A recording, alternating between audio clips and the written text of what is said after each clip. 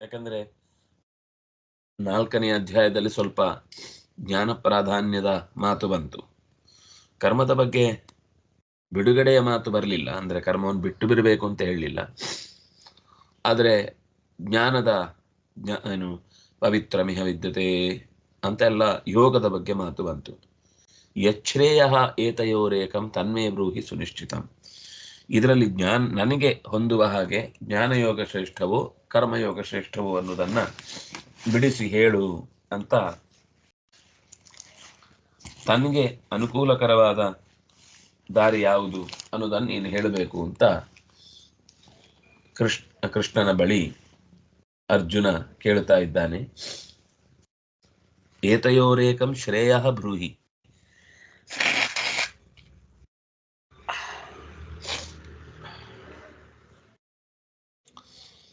ಶ್ರೇಯ ಅಂದ್ರೆ ಬಿಡುಗಡೆಯ ಕಡೆಗೆ ಕರೆದೊಯ್ಯುವ ದಾರಿಯನ್ನ ಶ್ರೇಯಸ್ಸು ಅಂತ ಹೇಳ್ತಾರೆ. ಲೋಕದ ಸಂತೋಷ ಎಲ್ಲ ಸಿಗುವಂಥದ್ದೇನಿದೆ ಅದನ್ನ ಪ್ರೇಯಸ್ಸು ಅಂತ ಹೇಳ್ತಾರೆ.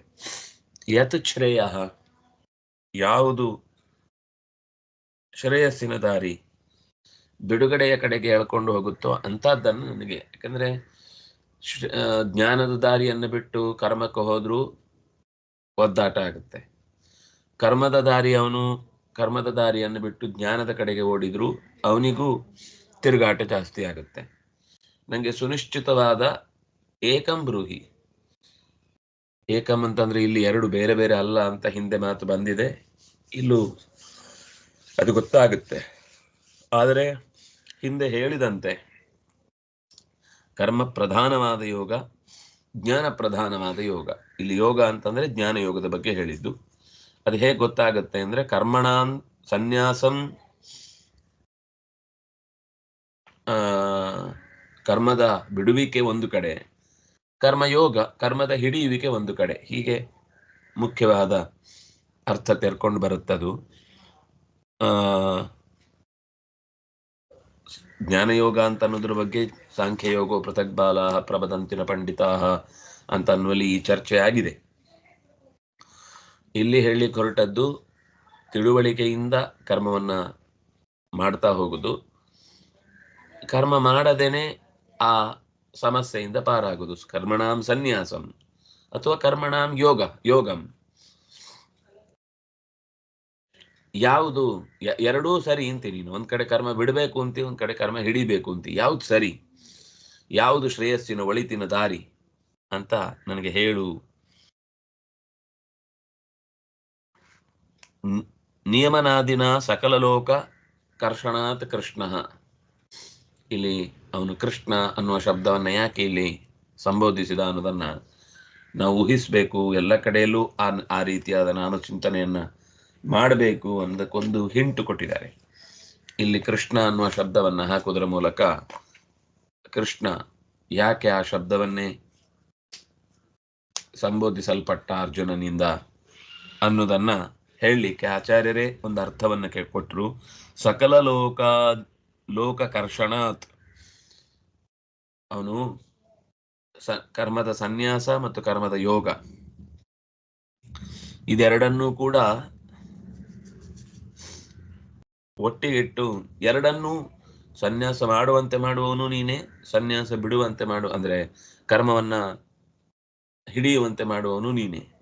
ಅದನ್ನಾಗಿ ಸಕಲ ಲೋಕಗಳ, ಸಕಲ ಕರ್ಮಗಳ, ಸಕಲ ಜೀವಗಳ ನಿಯಮಗಳನ್ನ ಕರ್ಷಣ ಮಾಡುವುದಾದ್ರಿಂದ ಅವನನ್ನ ಕೃಷ್ಣ ಅಂತನ್ನುವ ಯೋಚನೆಯಲ್ಲಿ ಅರ್ಜುನ ಅವನನ್ನ ಕರೀತಾ ಇದ್ದಾನೆ. ಮಹಾಕೌರುಮದಲ್ಲಿ ತಚ್ಚೋಕ್ತಂ. ಇದು ಈಗ ಏನಾಯ್ತು ಅಂದ್ರೆ ನಿಮಗೆ ಕೃಷ್ಣ ಅನ್ನೋದಕ್ಕೆ ಏನೋ ಒಂದು ಅರ್ಥ ಬೇಕಿತ್ತು ಈಗ ಈ ಸಂದರ್ಭಕ್ಕೆ, ಅದಕ್ಕೆ ನೀವೊಂದು ಎಳೆದು ತಂದು ಅರ್ಥ ಮಾಡಿದ್ರಿ ಅಂತ ಆಚಾರ್ಯರನ್ನು ಯಾರಾದರೂ ಅನ್ನುವ ಸಾಧ್ಯತೆ ಇದ್ರೆ ಅಂತಾರೆ. ಯಾಕಂದ್ರೆ ಅವರಿಗೆ ಅವರವರ ಹಿನ್ನೆಲೆಯಲ್ಲಿ ಯೋಚನೆಗಳು ಹೊಳಿತಾವೆ. ಯಾರನ್ನು ಈ ಯೋಚನೆ ಬರಬಾರದು ಅಂತ ತಡೆಯುದು ಯಾರು?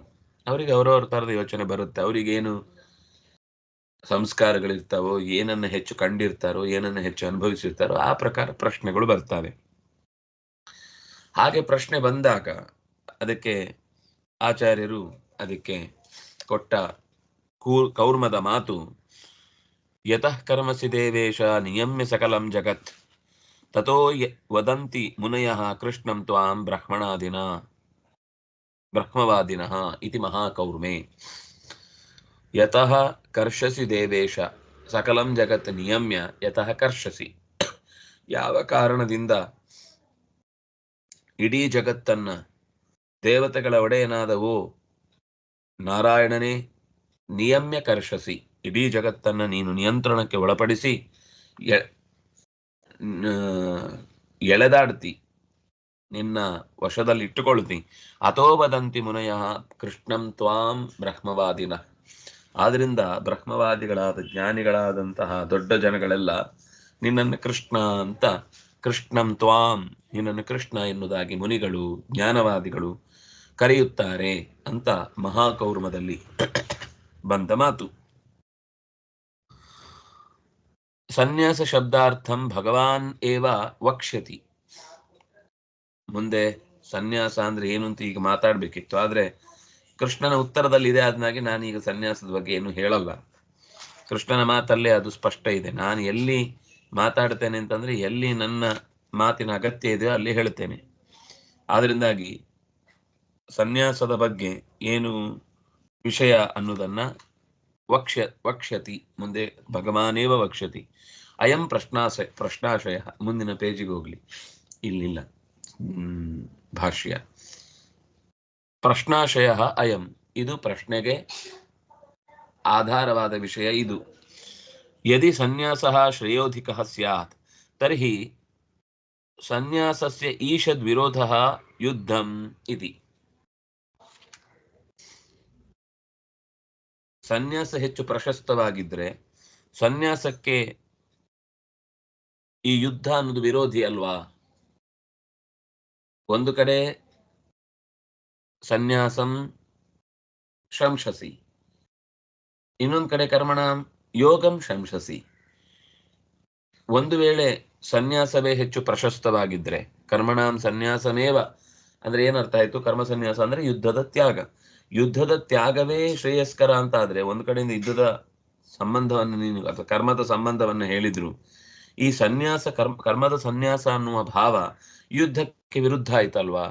ಯುದ್ಧ ಅನ್ನೋದು ಅದಕ್ಕೆ ಸಂಬಂಧ ಪಡದೇ ಹೋಗುತ್ತಲ್ವಾ ಅಂತ ಒಂದು ಪ್ರಶ್ನೆ. ಆ ಪ್ರಶ್ನೆಗೆ ಉತ್ತರವನ್ನ ಕೃಷ್ಣ ಮುಂದೆ ಕೊಡುತ್ತಾನೆ. ತಾತ್ಪರ್ಯದಲ್ಲಿ ಆಚಾರ್ಯರು ಈ ಪ್ರಶ್ನೆಗೆ ಒಂಚೂರು ಪೀಠಿಕೆಯನ್ನು ಕೊಡುತ್ತಾ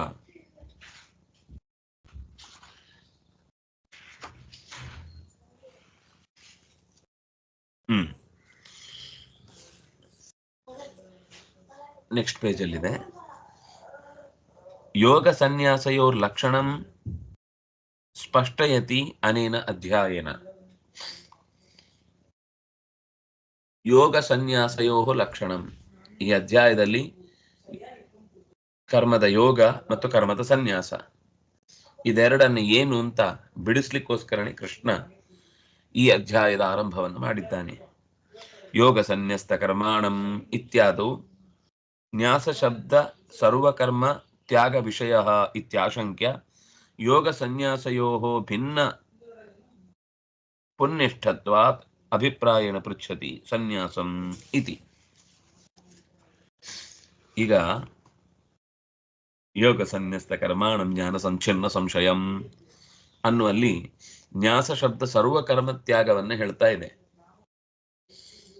ಹಾಗೆ ನಮಗೆ ಸನ್ಯಸ್ತ ಅಂತ ಏನು ಸಮಸ್ತವನ್ನು ತ್ಯಾಗ ಮಾಡುವುದು ಅನ್ನುವ ಅರ್ಥದಲ್ಲಿ ಬಂದಿದೆ. ಯೋಗ ಮತ್ತು ಸನ್ಯಾಸ ಒಬ್ಬನಿಗೆ ಮಾಡ್ಲಿಕ್ಕೆ ಸಾಧ್ಯ ಇಲ್ಲ. ಯೋಗ ಇದ್ದವನಿಗೆ ಸನ್ಯಾಸ ಸಾಧ್ಯ ಇಲ್ಲ, ಸನ್ಯಾಸ ಇದ್ದವನಿಗೆ ಯೋಗ ಸಾಧ್ಯ ಇಲ್ಲ. ಆದ್ರಿಂದಾಗಿ ಭಿನ್ನ ಪುನ್ನಿಷ್ಠತಾ ಅಂತಂದ್ರೆ ಬೇರೆದೇ ವ್ಯಕ್ತಿಗಳ ಎರಡು ಮುಖ. ಇದು ಕರ್ಮದ ಸನ್ಯಾಸ ಒಬ್ಬನ ಸಾಧನೆ, ಕರ್ಮದ ಯೋಗ ಒಬ್ಬನ ಸಾಧನೆ. ನೀವು ಎರಡೂ ವಿಷಯವನ್ನು ಹೊಗಳಿ ಒಬ್ಬನಲ್ಲಿ ಆ ಕ್ರಿಯೆಯನ್ನು ನಿರೀಕ್ಷೆ ಮಾಡಬೇಡಿ. ಇದು ಜ್ಞಾನಯೋಗ ಕರ್ಮಯೋಗ ಇದ್ದ ಹಾಗೆ. ಯಾರು ಜ್ಞಾನದ ದಾರಿಯಲ್ಲಿದ್ದಾನೋ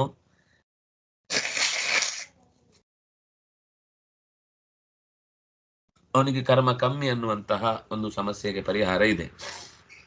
ಯಾರಿಗೆ ಕರ್ಮಯೋಗಿಯೋ ಅವನು ಜ್ಞಾನದ ಅವಸ್ಥೆ ಅನ್ನೋದು ಕಮ್ಮಿ ಅಂತ ಒಂದು ಭಾವ ಇದೆ. ಒಟ್ಟಿಗಂತೂ ಹೇಳಲಿಕ್ಕೆ ಬರುವುದಿಲ್ಲ. ಜ್ಞಾನಯೋಗಿ ಬೇರೆ, ಕರ್ಮಯೋಗಿ ಬೇರೆ. ಹಾಗೆ ಇಲ್ಲಿ ಕರ್ಮ ಸನ್ಯಾಸ ಬೇರೆ, ಕರ್ಮಯೋಗ ಬೇರೆ ಅಂತ ತಾನೇ ಇಲ್ಲಿ ಪ್ರಶ್ನೆ ಅನ್ನುವುದನ್ನು ಅರ್ಜುನ ಸನ್ಯಾಸಂ ಕರ್ಮಣಾಂ ಕೃಷ್ಣ ಪುನರ್ಯೋಗಂಚ ಶಂಸಸಿ ಯಚ್ಛ್ರೇಯೇತಯೋರೇಕಂ ತನ್ಮೇ ಬ್ರೂಹಿಸಿ ನಿಶ್ಚಿತಂ ಅಂತ ಪ್ರಶ್ನೆ ಕೇಳಿದ್ದು. ಇದು ಆಚಾರ್ಯರು ಈ ಪ್ರಶ್ನೆಯ ಹಿನ್ನೆಲೆಯಲ್ಲಿ ಬಂದ ಸಂದೇಹವನ್ನ, ಭಾಷ್ಯದಲ್ಲಿ ಯುದ್ಧ ಅನ್ನೋದು ವಿರುದ್ಧ ಆಯ್ತಲ್ವಾ ಕರ್ಮ ಸನ್ಯಾಸಕ್ಕೆ ಅಂತ ಒಂದು ಪ್ರಶ್ನೆ. ಇಲ್ಲಿ ಒಬ್ಬನೇ ವ್ಯಕ್ತಿ ಕರ್ಮಯೋಗವನ್ನು ಕರ್ಮ ಸನ್ಯಾಸವನ್ನು ಒಟ್ಟಿಗೆ ಮಾಡುವುದು ಹೇಗೆ ಅನ್ನೋ ಹಿನ್ನೆಲೆಯಲ್ಲಿ ಈ ಪ್ರಶ್ನೆಯನ್ನು ಕೇಳ್ತಾ ಇದ್ದೇನೆ ಅಂತ ಎರಡು ಮುಖಗಳಲ್ಲಿ ಭಾಷ್ಯ ಒಂದು ರೀತಿಯ ಪ್ರಶ್ನೆಯನ್ನ ಪೀಠಿಕೆಯಾಗಿ ತೆಗೆದುಕೊಂಡ್ರೆ, ಇನ್ನೊಂದು ಅರ್ಥದಲ್ಲಿ ತಾತ್ಪರ್ಯವು ಈ ಅಧ್ಯಾಯ ಯಾಕೆ ಹೊರಟಿತು ಅನ್ನೋದನ್ನು ಹೇಳ್ತಾ ಇದೆ. ಅಂದ್ರೆ ಈಗ ಕೃಷ್ಣ ಮುಂದೆ ಹೇಳುವ ಮಾತುಗಳೆಲ್ಲ ಅರ್ಜುನನ ಪ್ರಶ್ನೆಯಲ್ಲಿ ಈ ಎರಡು ಮುಖ ಏನು ಬಂತು, ಎರಡರ ಪರಿಹಾರವೂ ಇದೆ ಅಂತ ಸೂಚಿಸಿದ ಹಾಗಾಯಿತು. ಕೃಷ್ಣ ಅಂತ ಸಂಬೋಧನೆ ಮಾಡಿದ್ಯಾಕೆ ಅಂತ ಅನ್ನೋದನ್ನು ಹೇಳಿ, ನಮಗೆ ಈ ಪ್ರಶ್ನೆ ಬರಬೇಕಾದ್ರೆ ಯಾರಲ್ಲಿ ಕೇಳಬೇಕು? ಇಂಥ ಪ್ರಶ್ನೆ ಬಂದಾಗ ನಿಯಾಮಕನಾದವನನ್ನೇ ಕೇಳಬೇಕು.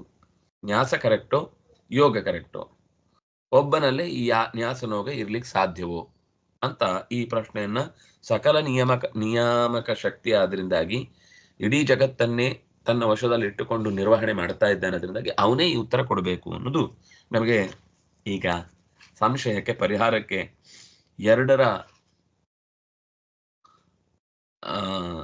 ಸಂಶಯ ಏನು, ಪರಿಹಾರ ಮುಂದೆ ಹೇಗೆ ಸಿಗತ್ತೆ ಅನ್ನೋದನ್ನು. ಯಾಕಂದ್ರೆ ಸಂಶಯ ಏನು ಅಂತಾನೆ ಗೊತ್ತಾಗದೇ ಇದ್ರೆ ಮುಂದೆ ಕೊಟ್ಟ ಉತ್ತರವೂ ಕೂಡ ಪರಿಹಾರ ಅಂತ ಗೊತ್ತಾಗುದಿಲ್ಲ.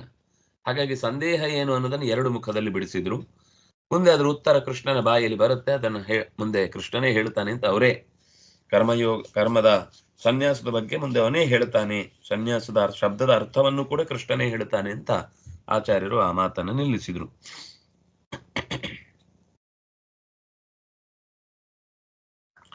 ಕರ್ಮದ ವಿಸ್ತಾರದ ಅಂಶವನ್ನು ಹೇಳುತ್ತೆ. ಕರ್ಮ ಯೋಗ ಮತ್ತು ಕರ್ಮ ಸನ್ಯಾಸ ಇದರಲ್ಲಿ ಯಾವುದು ಮುಖ್ಯ ಅನ್ನೋ ಪ್ರಶ್ನೆ ಬಂತು. ಯಾಕೆಂದ್ರೆ ಸನ್ಯಾಸವೇ ಪ್ರಧಾನ ಆಗಿದ್ರೆ ಯುದ್ಧ ಅನ್ನೋದಕ್ಕೆ ವಿರುದ್ಧವಾಯಿತು ಅಂತ ಒಂದು ಪ್ರಶ್ನೆ.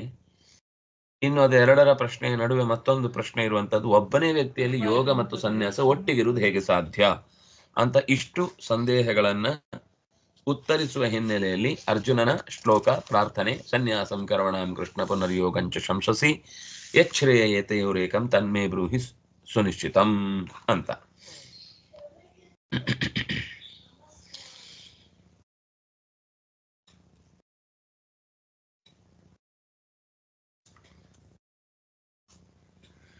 ಎಲ್ಲವನ್ನೂ ತನ್ನೆಡೆಗೆ ಸೆಳೆಯುವ ಓ ಕೃಷ್ಣನೇ, ಕರ್ಮಗಳ ಸಂಪೂರ್ಣ ಪರಿತ್ಯಾಗವನ್ನು ಒಂದು ಕಡೆ ಹೊಗಳಿ ಹೇಳ್ತಾ ಇದ್ದಿ. ಕರ್ಮಗಳ ರಾಗದ್ವೇಷ ರಾಹಿತ್ಯವನ್ನು ಒಂದು ಕಡೆ ಹೇಳ್ತಾ ಇದ್ದಿ. ಯುದ್ಧ ರೂಪವಾದ ಕರ್ಮಯೋಗವೇ ನಿನಗೆ ಹಿರಿದು ಅನ್ನುವ ಮಾತನ್ನೂ ನೀನು ಹೇಳಿದ್ದಿ. ಇದರಲ್ಲಿ ಯಾವುದು ನನಗೆ ಪ್ರಶಸ್ತವೋ ಹಿತಕರವೋ ಎನ್ನುವುದನ್ನ ಸುನಿಶ್ಚಿತ ಖಚಿತವಾಗಿ ಮೇ ಬ್ರೂಹಿ ನನಗೆ ಹೇಳು. ಇದು ಒಟ್ಟು ಆ ಶ್ಲೋಕದ ಭಾವ.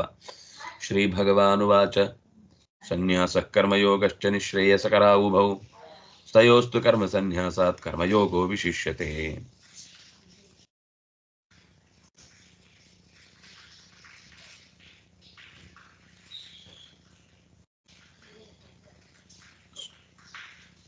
ಸನ್ಯಾಸ ಮತ್ತು ಕರ್ಮಯೋಗ ಅಂದ್ರೆ ಕರ್ಮ ಸನ್ಯಾಸ ಮತ್ತು ಕರ್ಮಯೋಗ ಎರಡೂ ಮೋಕ್ಷ ಸಾಧನಗಳೇ. ನಿಶ್ರೇಯಸಕರಾವುಭೌ ತಯೋಸ್ತು ಕರ್ಮ ಸನ್ಯಾಸ ಕರ್ಮಯೋಗೋ ವಿಶಿಷ್ಯತೆ. ಅವುಗಳಲ್ಲಿ ಕರ್ಮದ ಸನ್ಯಾಸಕ್ಕಿಂತ ಕರ್ಮಯೋಗವೇ ಹಿರಿದು ಅಂತ ಅನಿಸತ್ತೆ. ಅವನು ಕೇಳಿದ್ದ ಹಾಗೆ ಕರ್ಮಗಳನ್ನ ಬಿಟ್ಟೇ ಬಿಡುದು ಉತ್ತಮವೋ ಅಥವಾ ಕರ್ಮವನ್ನ ಹಿಡಿಯುವುದೇ ಅನುಕೂಲಕರವೋ? ಕೆಲವೊಂದನ್ನ ಬಿಡಬೇಕು ಅಂತ ಹೇಳಿದ್ರು. ನಮ್ಗದು ಹೊಂದದೇ ಇರುವ ಕೆಲಸವನ್ನು ನಾವು ಸುಮ್ಮನೆ ಮಾಡಿ ಕೈ ಸುಟ್ಟುಕೊಳ್ಳುವುದಕ್ಕಿಂತ ನಮ್ಮ ಅರ್ಹತೆಗೆ ಒಗ್ಗಿದ್ದಲ್ಲ ಅನ್ನೋದು ಗೊತ್ತಾದಾಗ ಬಿಡುದು ಅಂತ. ಆದ್ರೆ ಹಾಗೇನೆ ಎಲ್ಲಾನು ಬಿಡ್ತಾ ಬಂದ್ರೆ ಕೊನೆಗೆ ಯಾವ ಕೆಲಸವೂ ಆಗ್ಲೇಬಾರದು ಅಂತ ಆಗ್ಬಿಡುತ್ತೆ.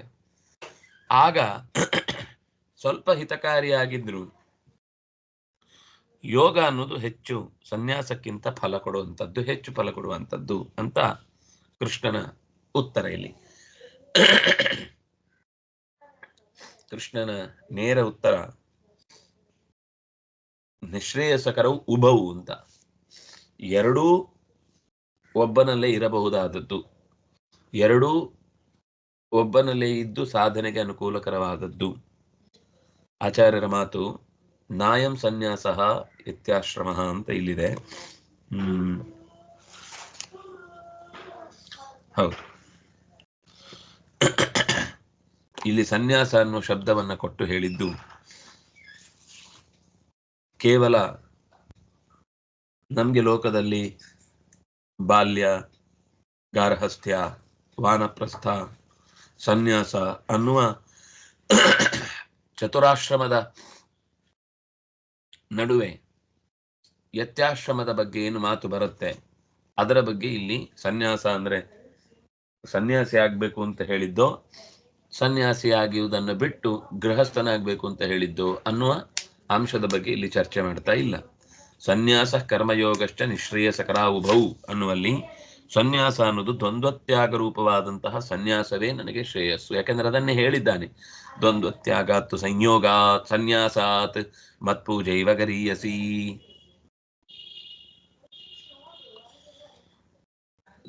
ಹಾಗ್ ಮಾಡುದೋ ಹೀಗ್ ಮಾಡುದೋ ಎರಡಿಂದನೇ ಏನೋ ಸಮಸ್ಯೆನೇ ಇದೆ ಎಂದಾಗ ಎರಡನ್ನು ಬಿಟ್ಟು ಬಿಡುವುದು ಅಂತ ಅನ್ನೋದು ಒಂದು ಸನ್ಯಾಸದ ಮುಖ. ದ್ವಂದ್ವ ಅಂದ್ರೆ ಇನ್ನು ಸುಖ ದುಃಖಗಳ ಸಮಸ್ಥಿತಿ, ಸೋಲು ಗೆಲುವುಗಳ ನಡುವಿನ ಅಂತರದ ಬಗ್ಗೆ ತಲೆ ಕೆಡಿಸಿಕೊಳ್ಳದೆ ಬದುಕುವುದು. ಈ ಸನ್ಯಾಸಕ್ಕಿಂತ ನನ್ನ ಪೂಜಾ ರೂಪವಾದಂತಹ ಕರ್ಮಕಾರ್ಯವೇ ಶ್ರೇಯಸ್ಸು, ಶ್ರೇಯಸ್ಕರ ಅಂತ ಮಾತಿರುವುದರಿಂದಾಗಿ ಈ ಮಾತೆ ಸಾಕು, ಇತಿ ವಚನಾತ್, ಈ ಮಾತೆ ಗಮಕ. ಇಲ್ಲಿ ಎರಡನ್ನೂ ಶ್ರೇಯಸ್ಸಿಗೆ ಕಾರಣ ಅಂತ ಹೇಳಿ ಅದರಲ್ಲಿ ಕರ್ಮ ಸನ್ಯಾಸಕ್ಕಿಂತ ಕರ್ಮ ಯೋಗವೇ ಪ್ರಬಲ ವಿಶಿಷ್ಟ ಅಂತ ಹೇಳಿದರ ಹಿನ್ನೆಲೆ ಈ ಮಾತಿನಲ್ಲಿ ತಾನಿವ ಏತಾನಿ ವರಾಣಿ ತಪಾಂಸಿ ನ್ಯಾಸ ಏವ ಅತ್ಯರೇಚಯತ್ ಇತಿ ಇತಿ ಚ. ತಾನಿವ ಏತಾನಿ ವರಾಣಿ ತಪಾಂಸಿ, ಹಿಂದೆ ಅಲ್ಲಿ ಆ ಮಾತಿನಲ್ಲಿ ಅನುಷ್ಠಾನ, ಅಜ್ಞಾಹರಣ, ಅಗ್ನಿಹೋತ್ರ ಮೊದಲಾದ ಕರ್ಮಗಳ ಬಗ್ಗೆ ಹೇಳಿದ್ದಾರೆ. ತಾನಿವ ಏತಾನಿ, ಆ ಕರ್ಮಗಳು, ವರಾಣಿ ಶ್ರೇಷ್ಠವಾದ ತಪಸ್ಸುಗಳು, ಹಿರಿದಾದಂತಹ ತಪಸ್ಸುಗಳೆಲ್ಲ ನ್ಯಾಸ ಏವ ಅತ್ಯರೇಚಯೇತ್, ಸ್ವಲ್ಪ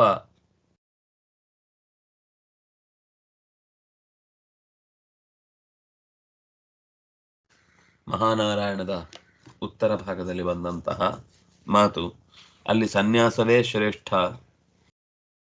ಅಗ್ನಿಹೋತ್ರಾದಿ ತಪಸ್ಸುಗಳೆಲ್ಲ ಸ್ವಲ್ಪ ಕಮ್ಮಿ ಅಂತ ಈ ರೀತಿ ಎರಡೂ ತರದ ಮಾತುಗಳಿವೆ. ನ್ಯಾಸ ಏವ ಅತ್ಯರೇಚಯೇತ್ ಅಂದ್ರೆ ಯಾಕೆ ಈ ಎರಡು ವಿರುದ್ಧವಾದ ಮಾತು ಬಂತು ಅಂದ್ರೆ, ಇಲ್ಲಿ ಸನ್ಯಾಸ ಅಂದ್ರೆ ಯತ್ಯಾಶ್ರಮವೇ ಅಲ್ಲ, ಎರಡು ರೀತಿಯ ಮಾತಿದೆ. ದ್ವಂದ್ವತ್ಯಾಗಕ್ಕಿಂತ ಸನ್ಯಾಸವೇ ಶ್ರೇಷ್ಠ ಅಂತ ಒಂದು ಕಡೆ ಇದೆ. ಅದೇ ರೀತಿ ಕರ್ಮಗಳ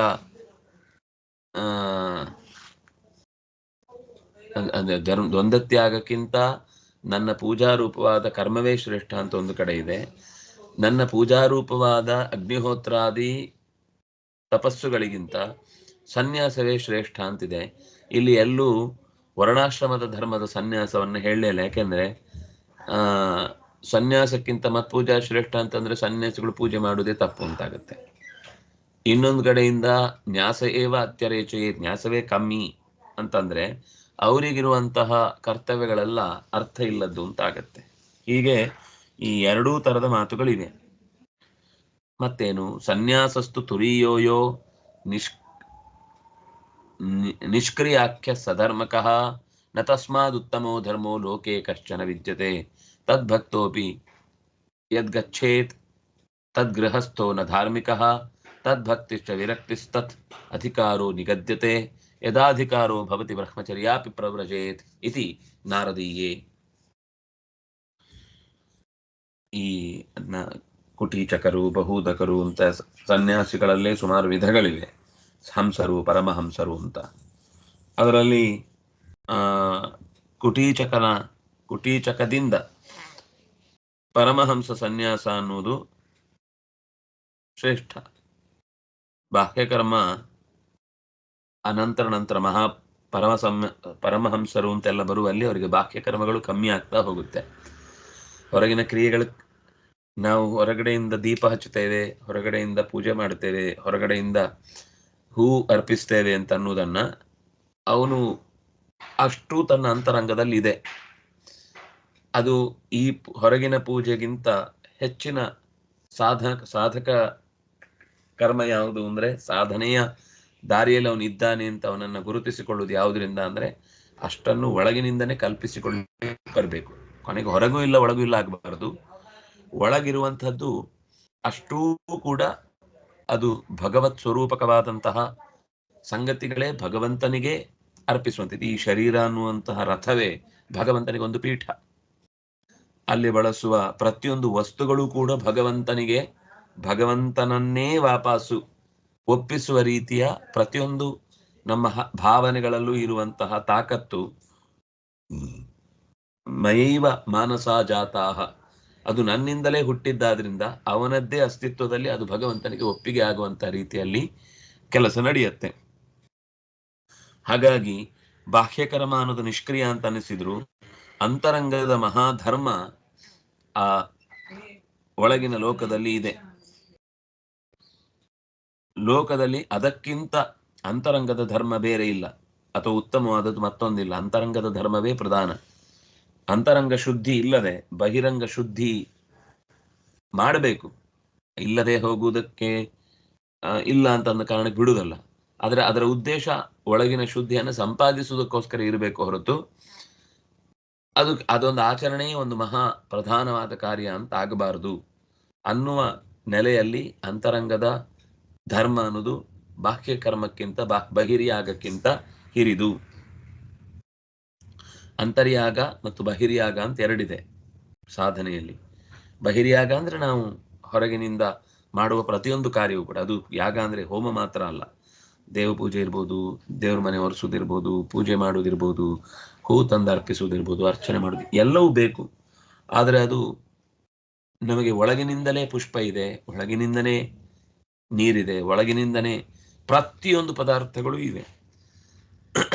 ಮನೋ ನಿರ್ಮಾಣದ ವಸ್ತುಗಳನ್ನೆಲ್ಲ ಭಗವತ್ ಸ್ವರೂಪದಲ್ಲಿ ಅದರ ನಿಯಾಮಕ ಶಕ್ತಿಯಾಗಿರುವ ಭಗವಂತನ ಸ್ವರೂಪವನ್ನೇ ಚಿಂತಿಸಿ ಅದನ್ನೇ ಭಗವಂತನಿಗೆ ಒಪ್ಪಿಸುವುದು ಅವನಿಗೆ ಅಭ್ಯಾಸ ಆಯಿತು ಅಂದ್ರೆ ಅವನಿಗೆ ಹೊರಗಿನ ಪ್ರಪಂಚದ ಯಾವ ವಸ್ತುಗಳೂ ಬೇಡ. ಇಲ್ಲದೆ ಒಳ ಹೋಗುವುದೇ ಈ ಹೊರಗೆ ಮಾಡುವುದರ ಮುಖ್ಯ ಉದ್ದೇಶ.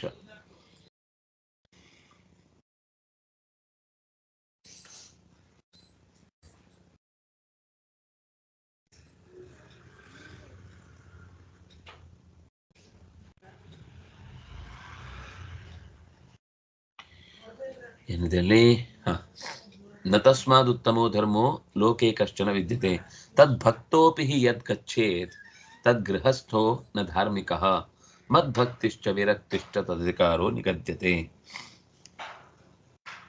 ಭಕ್ತಿಯಿಂದ ಪೂಜಿಸುವವನು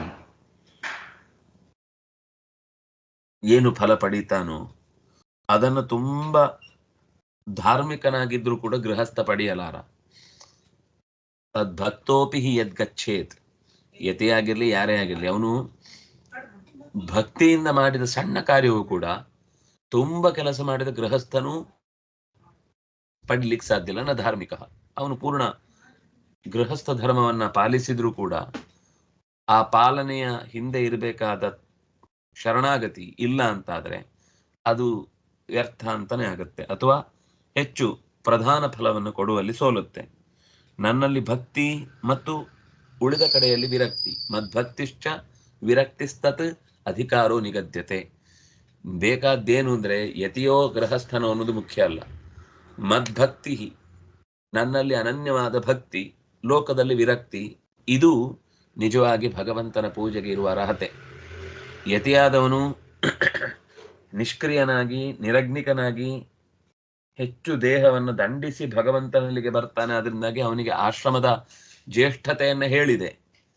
ಆದರೆ ಆಶ್ರಮದ ಜ್ಯೇಷ್ಠತೆ ಇದ್ದ ಮಾತ್ರಕ್ಕೆ ಆತನಲ್ಲಿ ಭಕ್ತಿ ಮತ್ತು ಉಳಿದ ಕಡೆ ವಿರಕ್ತಿ ಇಲ್ಲದೆ ಹೋಯಿತು ಅಂದ್ರೆ, ಒಬ್ಬ ಗೃಹಸ್ಥನಾದವಲ್ಲಿ ತದ್ಭಕ್ತಿ ಮತ್ತು ವಿರಕ್ತಿಯೇ ಹೆಚ್ಚಿದೆ ಅಂತಂದ್ರೆ ಅವನು ಭಗವದ್ ಅಧಿಕಾರ, ಭಗವತ್ ಸಾಧನ, ಭಗವತ್ ಪೂಜಾ ರೂಪವಾದ ಕಾರ್ಯವನ್ನು ಮಾಡುವುದರಲ್ಲಿ ಹೆಚ್ಚು ಅಧಿಕಾರಿ ಅಂತ ಅನಿಸಿ ಹೆಚ್ಚು ಫಲವನ್ನು ಪಡೆಯುವುದು ನಿಶ್ಚಯ. ಸನ್ಯಾಸದ ಅಧಿಕಾರಿ ಸಂಪತ್ತಿ ಇರುವುದೇ ಇಲ್ಲಿ.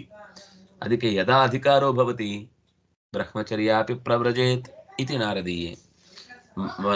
ಬಾಲ್ಯಾದ್ವಾ ವನಾದ್ವಾ ಗೃಹಾದ್ವಾ ಯದಹರೇವ ವಿರಜೇತ್ ತದಹರೇವ ಪ್ರವ್ರಜೇತ್ ಬ್ರಹ್ಮಚಾರ್ಯಾದೇವ ಯದಹರೇವ ವಿರಜೇತ್ ಇತಿ ಚ ಸನ್ಯಾಸೇತು ತುರೀಯೇ ವೈ ಪ್ರೀತಿರ್ಮಮ ಗರೀಯಸಿ ಯೇಷಾಮತ್ರಾಧಿಕಾರೋ ನ ತೇಷಾಂ ಕರ್ಮೇತಿ ನಿಶ್ಚಯ ಇತ್ಯಾದೇಶ್ಚ ಬ್ರಾಹ್ಮೇ. ಸನ್ಯಾಸ ಅಂದ್ರೆ ಅರ್ಥ ಬರೀ ಎಲ್ಲ ಬಿಟ್ಟು ಓಡುವುದಲ್ಲ, ಪರಮಾತ್ಮನಲ್ಲಿ ಪೂರ್ಣ ಭಕ್ತಿ, ಇತರ ಕಡೆ ವಿರಕ್ತಿ. ಇದು ಸನ್ಯಾಸದ ಅಧಿಕಾರ ಸಂಪತ್ತಿಗೆ ಇರುವಂಥದ್ದು. ಯಾವಾಗ ಅಧಿಕಾರ ಈ ಅಧಿಕಾರ, ಉಳಿದ ಕಡೆ ವಿರಕ್ತಿ, ಭಗವಂತನಲ್ಲಿ ಭಕ್ತಿ ಅನ್ನೋ ಒಂದು ಅಧಿಕಾರ ಪ್ರಾಪ್ತವಾಯಿತೋ ಆಗ ಅವನು ಬ್ರಹ್ಮಚಾರಿಯಾಗಿಯೂ ನೇರವಾಗಿ ಸನ್ಯಾಸಕ್ಕೆ ಹೋಗ್ಬೋದು. ಮಧ್ಯ ಗೃಹಸ್ಥವಾನ ಪ್ರಸ್ಥಾಶ್ರಮಗಳನ್ನು ತುಳಿಬೇಕಾಗಿಲ್ಲ. ಅವನು ಅಲ್ಲಿಂದ ಮುಂದೆ ಹೋಗ್ಬೇಕು ಎಲ್ಲಿಗಾದ್ರೂ ಒಂದು ಕಡೆಗೆ. ಅದು ವಾನಪ್ರಸ್ಥಕ್ಕೋ ಗೃಹಸ್ಥಕ್ಕೋ ನೇರ ಸನ್ಯಾಸಕ್ಕೋ, ಯಾವುದೋ ಒಂದು ರೀತಿಯಿಂದ ಸನ್ಯಾಸದ ರೀತಿಯಲ್ಲಿ ಬದುಕುವುದು ಅಂದ್ರೆ ವೇಷ ಹಾಕೊಳ್ಬೇಕು ಅಂತ ಅಭಿಪ್ರಾಯ ಅಲ್ಲ. ಆ ಮಟ್ಟಕ್ಕೆ ತನ್ನನ್ನ ಲೌಕಿಕವಾದ ಎಲ್ಲ ಬಯಕೆಗಳಿಂದ ದೂರ ನಿಂತು ಭಗವಂತನ ಸಾಧನೆ ಕಡೆಗೆ ಹೆಚ್ಚು ಗಮನ ಕೊಡುವಷ್ಟು ಎತ್ತರಕ್ಕೆ ಬೆಳೆಯುವುದು ಅದು ಸನ್ಯಾಸ. ವೇಷ ಹಾಕುವುದು ಸನ್ಯಾಸ ಅಂತ ಅವ್ರು ಹೇಳಲೇ ಇಲ್ಲ. ಅದರಿಂದಾಗಿ ಸನ್ಯಾಸೇತು ತುರಿಯೇಮಿ, ನನಗೆ ಅಂಥ ಸನ್ಯಾಸ ಅತ್ಯಂತ ಪ್ರೀತಿಕರ. ಭಗವಂತನಲ್ಲಿ ಅತ್ಯಂತ ಭಕ್ತಿ, ಉಳಿದ ಕಡೆ ವಿರಕ್ತಿ. ಈ ಸನ್ಯಾಸದಲ್ಲಿ ಇರುವ ಯತಿ ಅವನು ನನಗೆ ಅತ್ಯಂತ ಪ್ರಿಯಕರ. ಆ ಆಶ್ರಮದಲ್ಲಿ ಇರುವವನು ನನಗೆ ಶ್ರೇಷ್ಠ. ಆ ಆಶ್ರಮದಲ್ಲಿದ್ದು ಈ ಅಧಿಕಾರವೂ ಇತ್ತು ಅಂದ್ರೆ ಆ ಆಶ್ರಮಕ್ಕಿಂತ ಮಿಗಿಲಾದ ಆಶ್ರಮ ಮತ್ತೊಂದಿಲ್ಲ. ಯಾಕೆಂದ್ರೆ ಗೃಹಸ್ಥ ಅನ್ನೋದು ಒಂದಲ್ಲ ಒಂದು ರೀತಿಯಿಂದ ಬಂಧಕ ಶಕ್ತಿಗಳು ಅವನನ್ನ ಎಳೀತಾ ಇರ್ತವೆ. ಅವನಿಗೆ ಅನಿವಾರ್ಯವಾಗಿ ಒಂದಿಷ್ಟು ಕ್ರಿಯೆ ಇದೆ. ಆ ಅನಿವಾರ್ಯ ಕ್ರಿಯೆಯ ನಡುವೆ ಅದರ ಸೆಳೆತಗಳಿಗೆ ಆತ ಒಳಗಾಗುವುದು ಅನಿವಾರ್ಯ ಆಗತ್ತೆ. ಅಲ್ಲಿಯೂ ಸನ್ಯಾಸಿಯಾಗಿ ಬದುಕಬಹುದು, ಇದ್ದಾರೆ ಬಹಳ ಜನ. ಗೃಹಸ್ಥನಾಗಿಯೂ ಸನ್ಯಾಸಿಯಂತೆ ಬದುಕಿದವರಿದ್ದಾರೆ. ಅದರಿಂದಾಗಿ ಅದು ಒಂದು ನಿರ್ಲಕ್ಷಿಸಬೇಕಾದ ಆಶ್ರಮ ಅನ್ನುವ ರೀತಿ ಹೇಳಲಿಲ್ಲ. ಈ ಸನ್ಯಾಸದ ಧರ್ಮವೂ ತುರಿಯ ಆಶ್ರಮವೂ ಎರಡೂ ಸೇರಿದಾಗ ನಮ ಪ್ರೀತಿ ಗರೀಯಸಿ ಯೇಷಾಮತ್ರಾಧಿಕಾರೋ ನ ತೇಷಾಂ ಕರ್ಮೇತಿ ನಿಶ್ಚಯ. ಬ್ರಹ್ಮಚರ್ಯದಿಂದಲೇ ಸನ್ಯಾಸಿ ಆಗಬಹುದು. ಯಾವ ದಿನ ನಮಗೆ ಭಗವಂತನಲ್ಲಿ ಅನನ್ಯವಾದ ಭಕ್ತಿ ಮತ್ತು ಇತರತ್ರ ವಿರಕ್ತಿ ಬಂತೋ ಇದಹರೇವ ವಿರಜೇತ್ ತದಹರೇವ ಪ್ರವ್ರಜೇತ್, ಆಗಲೇ ಅವನು ಹೊರಟು ಬಿಡಬೇಕು ಅನ್ನುವ ಶ್ರುತಿಯೂ ಕೂಡ ಈ ಮಾತನ್ನು ಹೇಳಿದೆ.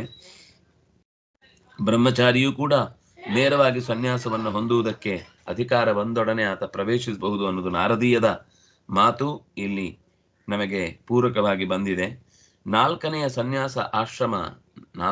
ಆಶ್ರಮ ಅದು ಸನ್ಯಾಸ, ಅದು ನನಗೆ ಅತ್ಯಂತ ಪ್ರಿಯ. ಯಾರು ಅದಕ್ಕೆ ಅನಧಿಕಾರಿಗಳು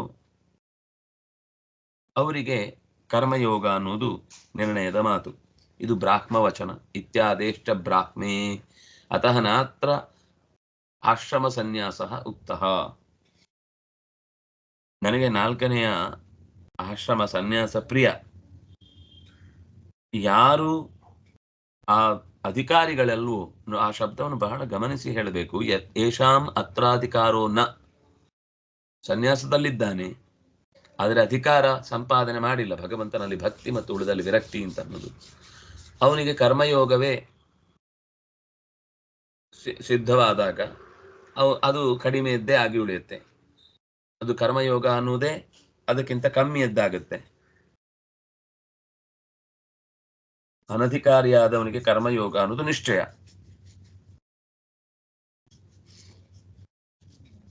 ಆದ್ರಿಂದ ಏನಾಯ್ತು, ಆಶ್ರಮ ಸನ್ಯಾಸವನ್ನಲ್ಲಿ ಹೇಳಿದ್ದಲ್ಲ, ಅಧಿಕಾರದಲ್ಲಿ ಅವನ ಸ್ವರೂಪ ಹೇಗಿದೆ ಅನ್ನೋದರ ಮೇಲೆ ಅವನ ಆಶ್ರಮವನ್ನ ಅಥವಾ ಅವನಿಗೆ ಸನ್ಯಾಸವನ್ನ ಶಬ್ದವನ್ನ ಬಳಸಿದ್ದು. ಅವನು ಎಲ್ಲಿದ್ರೂ ಕೂಡ ಭಕ್ತಿ ವಿರಕ್ತಿಗಳು ಪ್ರಾಮಾಣಿಕವಾಗಿದ್ರೆ ಅವನು ನಿಜವಾದ ಸನ್ಯಾಸದಲ್ಲಿದ್ದಾನೆ. ಆಶ್ರಮ ಸನ್ಯಾಸ ಅಲ್ಲ, ನಿಜವಾದ ಸನ್ಯಾಸದ ಅಧಿಕಾರದಲ್ಲಿದ್ದಾನೆ.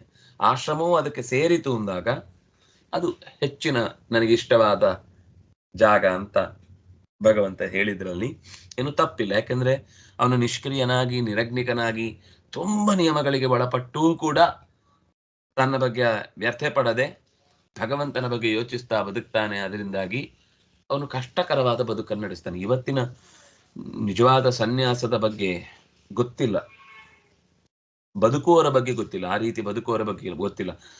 ಕಾವಿ ಶಾಟಿ ಹಾಕಿದ್ರೆ ಎಲ್ಲರೂ ಒಂದೇ ತರ ಅಂತನ್ನುವ ವರ್ತನೆ ಇದೆ ನಮ್ಮಲ್ಲಿ.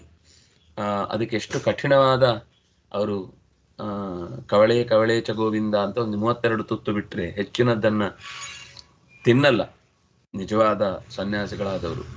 ಇವಾಗ ಅವರು ಚಪ್ಪಲಿನೂ ಹಾಕ್ತಾರೆ, ಎಲ್ಲನೂ ಉಪಯೋಗಿಸ್ತಾರೆ, ಲೋಕದ ಎಲ್ಲಾ ಸಂಬಂಧವೂ ಇದೆ ಅವರಿಗೆ. ಆದರೆ ಬಟ್ಟೆ ಒಂದು ಬದಲಾಗಿರುತ್ತೆ. ಆದರೆ ತಿನ್ನುವ ಹೊತ್ತು ಅದು ಭಗವಂತನಿಗೇ ಗೊತ್ತು ಯಾವಾಗ ತಿಂತಾರೆ ಅಂತ. ಎಲ್ಲೆಲ್ಲೋ ಪ್ರಯಾಣ, ಎಲ್ಲೆಲ್ಲೋ ನೈವೇದ್ಯ, ಎಲ್ಲೆಲ್ಲೋ ಪದಾರ್ಥಗಳ ಲಭ್ಯವಿಲ್ಲದೆ ಇರುವಿಕೆ, ಕೆಲವೊಂದು ಸರ್ತಿ ಪೂರ್ತಿ ಉಪವಾಸ, ಎಲ್ಲೂ ಸಿಗ್ಲಿಲ್ಲ ಅಂದ್ರೆ ಹಾಗೆ. ಅವರು ಸನ್ಯಾಸಿಗಳು ಪ್ರಯಾಗಕ್ಕೂ ಎಲ್ಲಿಗೂ ಹೋದಾಗ ಅವರಿಗೆ ಅಲ್ಲಿ ವ್ಯವಸ್ಥೆ ಆಗ್ಲಿಲ್ಲ. 1.25 ದಿವಸ ಒಂದು ಹನಿ ನೀರು ಕುಡಿಯೋದು, ವಾಪಸ್ಸು ಮತ್ತೆ ಆಶ್ರಮಕ್ಕೆ ಬಂದೆ, ಮತ್ತೆ ಪೂಜೆ ಮಾಡಿ ನೈವೇದ್ಯ ಎಲ್ಲ ದೇವರಿಗೆ ಹವಿಸ್ಸನ್ನ ಕೊಟ್ಟ ಬಳಿಕ ಅವರ ಅದು ಬಿಟ್ರೆ ಬೇರೆ ಸಮಾಧಾನಕ್ಕೂ ಕೂಡ ಎಲ್ಲೂ ಕೂಡ ಒಂಚೂರು ನೀರು ಕುಡಿಯೋಣ, ಎಳ್ನೀರು ಕುಡಿಯೋಣ ಇಲ್ಲ.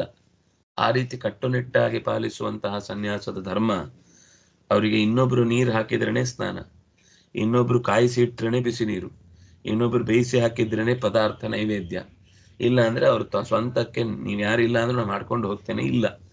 ಇದು ಕಷ್ಟದ ಬದುಕು.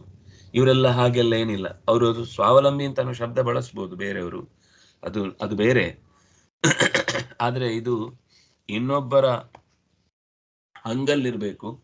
ಆದ್ರೆ ಒಂದು ದಿವಸ ಅದರ ಬಗ್ಗೆ ಸಿಟ್ಟು ಮಾಡ್ಕೊಳ್ಬಾರ್ದು, ನನಗೆ ಸಹಾಯಕ್ಕೆ ಯಾರು ಇಲ್ಲ, ಒಬ್ರು ಬರಲ್ಲ ಅಂತ ಅನ್ನಬಾರ್ದು.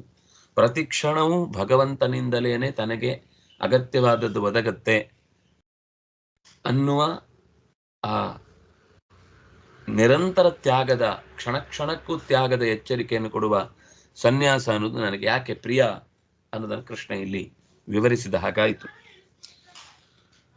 ಆಮೇಲೆ ನಿಶ್ರೇಯಸಕರವು ಉಭವು ಅಂತ ಮಾತಾಡಿದ್ರಿಂದ ತಾತ್ಪರ್ಯದಲ್ಲಿ ಆಚಾರ್ಯರು ಒಬ್ಬನೇ ಆಚರಿಸುವಂಥದ್ದಿದು, ಅವುಗಳ ನಡುವೆ ಯೋಗವೇ ಅತ್ಯಂತ ವಿಶಿಷ್ಟವಾದದ್ದು.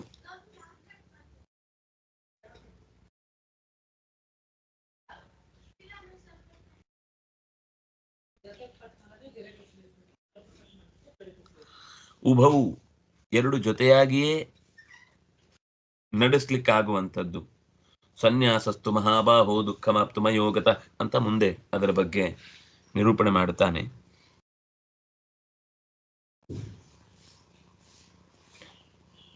ಯೋಗ ಅನ್ನೋದು ಸ್ವಲ್ಪ ವಿಶಿಷ್ಟವಾದದ್ದು, ಸನ್ಯಾಸ ಅನ್ನೋದು ಸಾಧಾರಣವಾದದ್ದು ಅನ್ನೋದು ಮುಖ್ಯ ಅಭಿಪ್ರಾಯ. ಎರಡೂ ಒಬ್ಬನಲ್ಲಿಯೇ ಇರುತ್ತೆ. ಅದು ಆ ಯೋಗಕ್ಕಿಂತ ಈ ಯೋಗ ಅನ್ನೋದು ಸ್ವಲ್ಪ ಹೆಚ್ಚಿನದ್ದಾಗತ್ತೆ.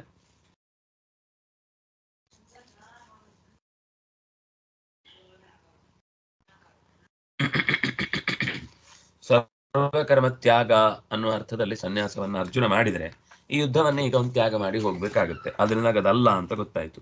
ರಾಗದ್ವೇಷಗಳಿಲ್ಲದೆ, ಫಲಾಪೇಕ್ಷೆ ಇಲ್ಲದೆ ಕರ್ಮಾಚರಣೆಯಲ್ಲಿ ತೊಡಗಬೇಕು ಅನ್ನುವುದೇ ಗೀತೆಯಲ್ಲಿ ಬಂದ ಸನ್ಯಾಸ. ಇದು ಮುಖ್ಯವಾಗಿ ಹೇಳಿದ್ದು. ರಾಗದ್ವೇಷಗಳಿಲ್ಲದೆ, ಈಗ ಅರ್ಜುನನಿಗೆ ಯುದ್ಧ ಮಾಡು ಅಂತ ಹೇಳಿದ್ದ ಹಾಗೆ ಅಲ್ವಾ, ರಾಗದ್ವೇಷವು ಯುಧಸ್ಯ ಚ, ನನ್ನ ಕೆಲಸ ಅಂತ ಅತಿಯಾಗಿ ನನ್ನವರ ಕೆಲಸ ಅಂತ ಮಾಡುವುದು ಅಲ್ಲ, ನನಗೆ ಅವರು ಆ ಕೆಲಸ ಮಾಡಿ ಆಗಲ್ಲ ಅಂತ ನನಗೆ ಹೇಳಿದರೆ ಅದಕ್ಕೋಸ್ಕರ ಈ ಕೆಲಸ ಮಾಡ್ತೇನೆ ಅಂತ ಅವರ ಮೇಲಿನ ದ್ವೇಷಕ್ಕೂ ಅಲ್ಲ. ನನಗದು ಇಷ್ಟ, ಭಗವಂತನ ಮೆಚ್ಚಿಸುವಿಕೆಗೆ ಇದೇ ಉತ್ತಮವಾದ ದಾರಿ ಅಂತ ಪ್ರೀತಿಸಿ ಮಾಡುವಂಥದ್ದು. ರಾಗ ಬೇರೆ, ಮೋಹ ಬೇರೆ, ಪ್ರೀತಿ ಬೇರೆ. ಪ್ರೀತಿ ಗುಣಗಳನ್ನು ಮೆಚ್ಚಿ ಮಾಡುವಂಥದ್ದು, ರಾಗ ತಾತ್ಕಾಲಿಕ ಲಾಭಗಳನ್ನು ಗುರುತಿಸಿ ಮಾಡುವಂಥದ್ದು. ಸುಖ ಸಿಗುತ್ತೆ, ಒಳ್ಳೆ ಹೆಸರು ಬರುತ್ತೆ, ಊರವರೆಲ್ಲ ಹಾಡಿ ಹೊಗಳ್ತಾರೆ, ಪ್ರಶಂಸೆ ಬರುತ್ತೆ, ಇನ್ನು ಏನೇನೋ ನಮ್ಮ ಲೌಕಿಕವಾದ ಬದುಕಿನ ಬಯಕೆಗಳ ಹಿನ್ನೆಲೆಯಲ್ಲಿ ಹುಟ್ಟಿದ್ದಲ್ಲ ರಾಗ. ಆ ಕಾರಣಕ್ಕಾಗಿ ಕೆಲಸ ಮಾಡುವುದು ಅನ್ನೋದು ರಾಗದಿಂದ ಮಾಡುವುದು.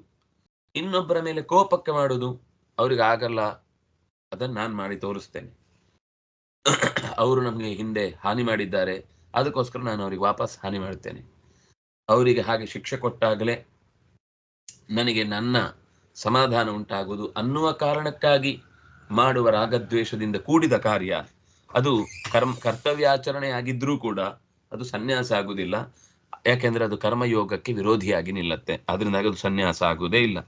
ಅದರಿಂದಾಗಿ ಇಲ್ಲಿ ಯತ್ಯಾಶ್ರಮವನ್ನೇ ಸನ್ಯಾಸವಾಗಿಟ್ಟುಕೊಂಡು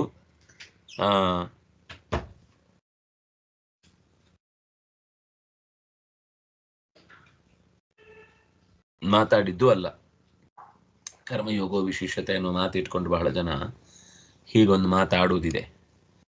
ಸನ್ಯಾಸಿಗಳಿಗೆ ಎಲ್ಲ ಬಿಟ್ಟವರು, ಗೃಹಸ್ಥ ಎಲ್ಲವನ್ನು ಹಿಡಿದು ಕೆಲಸ ಮಾಡ್ತಾನೆ. ಕೃಷ್ಣನೇ ಹೇಳಿದ್ದಾನೆ ಕರ್ಮ ಸನ್ಯಾಸಾತ್ ಕರ್ಮಯೋಗೋ ವಿಶಿಷ್ಯತೆ ಅಂತ. ಆದ್ರಿಂದಾಗಿ ಸನ್ಯಾಸಿಗಳಿಗಿಂತ ಗೃಹಸ್ಥ ಮೇಲು ಅಂತ ಕೆಲವರು ವಾದ ಮಾಡ್ತಾರೆ. ಆ ವಾದ ಸ್ವಲ್ಪವೂ ಸರಿಯಲ್ಲ. ಯಾಕೆಂದ್ರೆ ಇಲ್ಲಿ ಸನ್ಯಾಸಾಶ್ರಮವನ್ನು ಯತಿ ಆಶ್ರಮದ ರೂಪದಲ್ಲಿ ಹೇಳೇ ಇಲ್ಲ. ಆದ್ರಿಂದ ಯತಿಗಿಂತ ಗೃಹಸ್ಥ ಶ್ರೇಷ್ಠ ಅನ್ನುವ ಮಾತೇ ಬರುವುದಿಲ್ಲ. ಮುಂದೆ ಜ್ಞೇಯಸ್ಸ ನಿತ್ಯ ಸನ್ಯಾಸಿ ಅನ್ನೋದನ್ನು ಹೇಳ್ತಾರೆ. ಕರ್ಮಯೋಗದಲ್ಲಿ ಏನಾಗಿದೆ, ವೇದಗಳಲ್ಲಿ ನಿರೂಪಣೆಗೊಂಡ ಹಲವು ರೀತಿಯ ಕರ್ಮಾನುಷ್ಠಾನಗಳಿವೆ. ಸನ್ಯಾಸದಲ್ಲಿ ಮಾಡಬೇಕಾದ ಕೆಲಸದಿಂದ ಅನಿಷ್ಟ ಪರಿಹಾರ ಬಿಟ್ರೆ ತತ್ಕಾಲದ ಇಷ್ಟ ಲಾಭ ಅನ್ನೋದೊಂದಿಲ್ಲ. ಕರ್ಮಯೋಗದಲ್ಲಿ ಸಮಸ್ತ ಸ್ವರ್ಗಾದಿ ಫಲ ಸಿಗುತ್ತೆ. ಸನ್ಯಾಸದಲ್ಲಿ ಅಂತಹ ಸ್ವರ್ಗಾದಿ ಫಲಗಳ ಬಯಕೆಯಿಂದ ಮಾಡುವಂತಹ ಅವಕಾಶ ಇಲ್ಲ. ಅದನ್ನ ಬಿಟ್ಟೇ ಬದುಕಬೇಕು. ನಮ್ಮಲ್ಲಿ ಏನಾಗಿದೆ ಅಂದ್ರೆ, ಸನ್ಯಾಸ ಅಂದ್ರೆ ಬದುಕಲಿಕ್ಕಾಗದ ಅಸಮರ್ಥರು, ಮುದುಕರು, ಕುರುಡರು, ಕುಂಟರು, ಇವರೇ ಏನು ಜೀವನ ನಡೆಸ್ಲಿಕ್ಕೆ ಒಂದು ದಾರಿ ಅನ್ನುವ ಹಾಗೆ ಏನಿವತ್ತು ಒಂದು ಯೋಚನೆ ಇದೆ. ಅದಲ್ಲ. ಕರ್ಮಯೋಗ ಅಂತಂದಾಗ ನಡು ವಯಸ್ಸಿನವರು, ಕೈಕಾಲು ಗಟ್ಟಿ ಇದ್ದವರು ಆ ಕೆಲಸ ಮಾಡ್ತಾರೆ. ಆದರೆ ಸನ್ಯಾಸ ಎಲ್ಲ ಅಸಮರ್ಥರಿಗಾಗಿ, ಕರ್ಮಯೋಗ ಎಲ್ಲ ತರುಣರಿಗಾಗಿ ಅಂತ ಹೀಗೊಂದು ಯೋಚನೆ ಇದೆ. ಇದೂ ತಪ್ಪು ಅನ್ನೋದನ್ನು ಎಷ್ಟು ಪ್ರಶ್ನೆಗಳಿಗೆ ಉತ್ತರ ಗೊತ್ತಾ ಈ ಶ್ಲೋಕ. ಕರ್ಮ ಸನ್ಯಾಸ ಅಂದ್ರೆ ಏನು, ನಿಶ್ರೇಯಸಕರವು ಅಂತ ಹೇಳುವುದರ ಮೂಲಕ ಎರಡೂ ಪ್ರಧಾನವೇ. ಆದರೆ ಗೃಹಸ್ಥ ಸನ್ಯಾಸ ಅಂತ ಲೋಕದಲ್ಲಿ ಕಾಣುವ ಆಶ್ರಮಗಳ ವ್ಯತ್ಯಾಸ ಇಟ್ಟುಕೊಂಡು ಈ ಮಾತು ಹೇಳಿದ್ದಲ್ಲ. ಕರ್ಮ ಸನ್ಯಾಸಕ್ಕಿಂತ ಕರ್ಮಯೋಗವೇ ಮಿಗಿಲು ಅಂತ ಹೇಳಿದ್ದರ ಹಿನ್ನೆಲೆ ತುಂಬಾ ವಿಸ್ತಾರವಾಗಿ ಅದು ತೆರ್ಕೊಳ್ತಾ ಹೋಗುತ್ತೆ. ಮುಂದೆ ಇನ್ನೊಂದು ಸಂದೇಹ ಬರುವ ಸಾಧ್ಯತೆ ಇದೆ. ಅವನಿಗೆ ಬಾಹ್ಯಾಗ್ನಿ ಇಲ್ಲ, ಆದ್ರಿಂದಾಗಿ ಅವನು ಸ್ವಲ್ಪ ನಿಷ್ಕ್ರಿಯನಾದದ್ರಿಂದ ಅವನಿಗೆ ಪುಣ್ಯ ಸಂಪಾದನೆ ಅಥವಾ ಆತ್ಮ ಸಾಧನೆ ಮಾಡ್ಲಿಕ್ಕೆ ಅವಕಾಶವೇ ಕಮ್ಮಿ.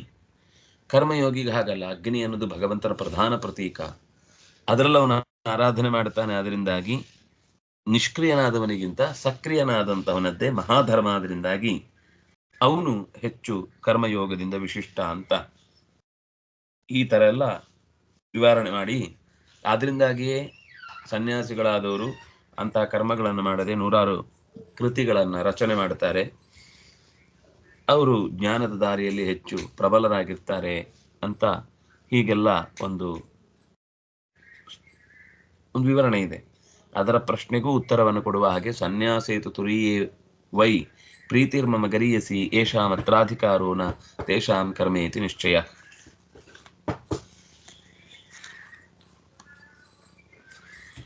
ಯಾರು ಸನ್ಯಾಸಕ್ಕೆ ಅಧಿಕಾರಿಗಳು ಅವರಿಗೆ ಕರ್ಮಯೋಗ. ಸನ್ಯಾಸಕ್ಕೆ ಅಧಿಕಾರಿಗಳು ಯಾರು ಅಂತ ಅಧಿಕಾರ ಶಬ್ದವನ್ನಲ್ಲೇ ಹೇಳಿದ್ದಾರೆ. ಯಾವ ದಿನ ವಿರಕ್ತಿ ಬಂದು ಯಾರಲ್ಲಿ ಅನನ್ಯವಾಗಿ ಭಗವಂತನ ಯಾವ ವ್ಯಕ್ತಿಯಲ್ಲಿ ಅವನಿಗೆ ಪರಿಪೂರ್ಣವಾದ ಗುಣ ಕಂಡು ಅಲ್ಲಿ ಭಕ್ತಿ ಹುಟ್ಟುತ್ತೋ ಅವನು ಸನ್ಯಾಸಿ ಆಗಬೇಕು ಅಂತ. ಹರೌ ವಿಶಿಷ್ಟರಾಗ ಅನ್ಯತ್ರ ವಿಗತರಾಗ ಭವೇತ್ ಅಂತ ವಿರಜೇತ್ ಅನ್ನೋ ಶಬ್ದಕ್ಕೆ ನರಹರಿ ತೀರ್ಥರ ವಿವರಣೆ ಹೀಗೆ.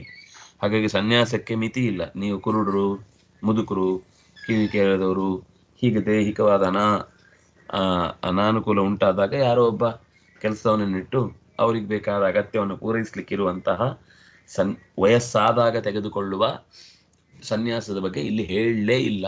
ಅದು ಬೇರೆನೆ, ಇದು ಬೇರೆನೆ. ಯಾಕೆಂದ್ರೆ ಇಬ್ಬರು ಆಚಾರ್ಯ ಪುರುಷರು ಬಾಲ್ಯದಲ್ಲಿಯೇ ಸನ್ಯಾಸ ತೆಗೆದುಕೊಂಡವರು, ಆಚಾರ್ಯ ಮಧ್ವರು, ಆಚಾರ್ಯ ಶಂಕರರು ಇಬ್ರು ಕೂಡ. ಅದರಿಂದಾಗಿ ಸಮರ್ಥರಿಗೆ ಅತ್ಯಾಶ್ರಮ ಹೊರತು ಅಸಮರ್ಥರಿಗಲ್ಲ ಅನ್ನೋದು ಮೊದಲು ತಿಳ್ಕೊಳ್ಬೇಕಾದ ಅಂಶ. ದೇಹದಲ್ಲಿ ಸಾಮರ್ಥ್ಯ ಇರಬೇಕಾದ್ರೇ ವಿರಾಗ ಬರಬೇಕು ಹೊರತು ಕೈಲಾಗದೇ ಇರುವಂತಹ ವಿರಾಗ ಅನ್ನೋದು ಅದು ಸನ್ಯಾಸದ ಪೂರ್ಣವಾದ ಯಶಸ್ಸನ್ನು ಸಾರಲಿಕ್ಕೆ ಸಾಧ್ಯ ಇಲ್ಲ. ವಿರಕ್ತಿ ಬಂದಿರಬಹುದು ಪ್ರಾಮಾಣಿಕವಾಗಿ, ಆದರೆ ಅಸಮರ್ಥತೆಯಿಂದ ಬಂದದ್ದಾದರೆ, ಸಮರ್ಥನಾಗಿದ್ದಾಗ ಅದನ್ನೆಲ್ಲ ಬಿಡ್ಲಿಕ್ಕೆ ಆಗಿಲ್ಲ ಅಂತಂದ್ರೆ ಆ ಸನ್ಯಾಸಕ್ಕಿಂತ ನಿಜವಾಗಿಯೂ ವಿರಕ್ತಿ ಬಂದಿದ್ರೆ ಮಾತ್ರ ಅದು ವಿಶಿಷ್ಟ ಅಂತ ಅನಿಸುತ್ತೆ. ಹೀಗೆ ಇನ್ನು ಕೆಲವು ಸಂಗತಿಗಳನ್ನು ಈ ಅಧ್ಯಾಯದಲ್ಲಿ ಹೇಳಲಿಕ್ಕೆ ಸ್ವಲ್ಪ ಇದೆ, ಒಂದೆರಡು ವಿಷಯ ಇದೆ. ನಾಳೆ ಅದರ ಚಿಂತನೆ ಮಾಡುತ್ತಾ ಜ್ಞೇಯಸ ನಿತ್ಯ ಸನ್ಯಾಸಿ ಒಂದೆರಡು ಲೈನ್ ಅಷ್ಟೇ. ಮುಂದಿನ ಶ್ಲೋಕದ ಕಡೆಗೆ ನಾವು ಹೋಗೋಣ. ಚಿಂತನೆಯನ್ನು ಭಗವಂತನಲ್ಲಿ ಅರ್ಪಿಸಿ ಶ್ರೀಕೃಷ್ಣ ಅರ್ಪಿತಮಸ್ತು. ನಾಳೆ ಮತ್ತೆ ಸಿಗೋಣ. ಶ್ರೀ ಹರಿಪ್ರಿಯತಾ.